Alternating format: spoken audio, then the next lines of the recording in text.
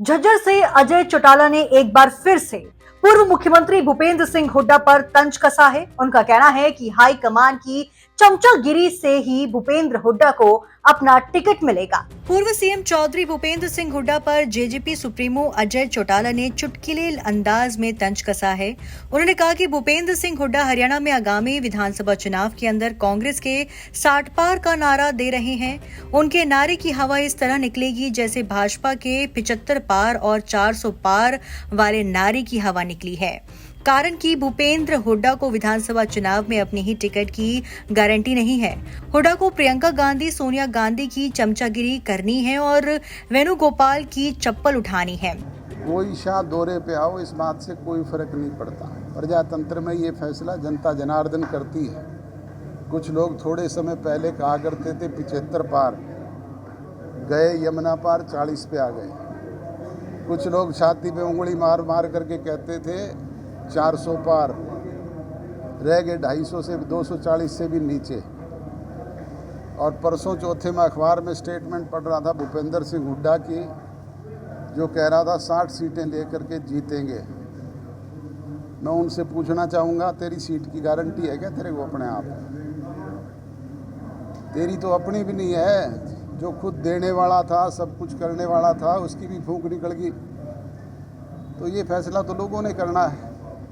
तूने तो पहले तो सोनिया गांधी के आगे हाथ जोड़ के टिकट लानी है, फिर राजीव गांधी का कुर्ता पकड़ के घूमना है, फिर उसकी लड़की की चुन्नी उठानी है, और फिर कहीं वेणुगोपाल जैसों की चप्पल उठानी है। तेरी तो खुद की टिकट भी चमचागिरी से मिलेगी।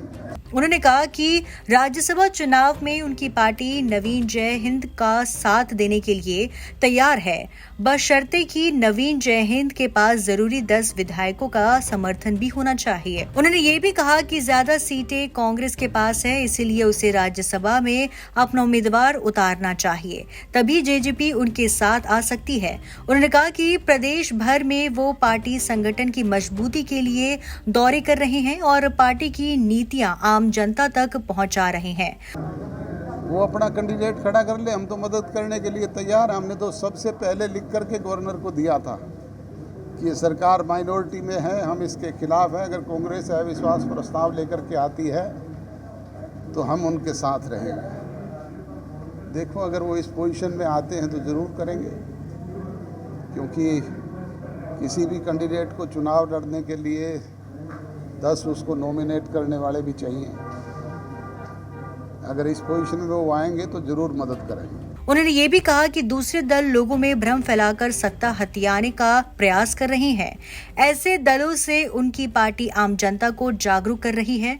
विधानसभा चुनाव में जननायक जनता पार्टी का किसी दूसरे दल से समझौता होने की संभावना के सवाल का जवाब देते हुए अजय चौटाला ने कहा कि परिस्थितियों अनुकूल होने पर ऐसा संभव हो सकता है। अपनी पार्टी के नीति, कार्यक्रम और प्रोग्राम लोगों तक पहुंचाएं। सरकार द्वारा की जा रही बेकायदगियों को जन जन तक लेकर के जाएं। दूसरे राजनीतिक दल जो झूठे भ्रम फैला करके लोगों को गुमराह कर रहे हैं, उनसे लोगों को आगाह करें।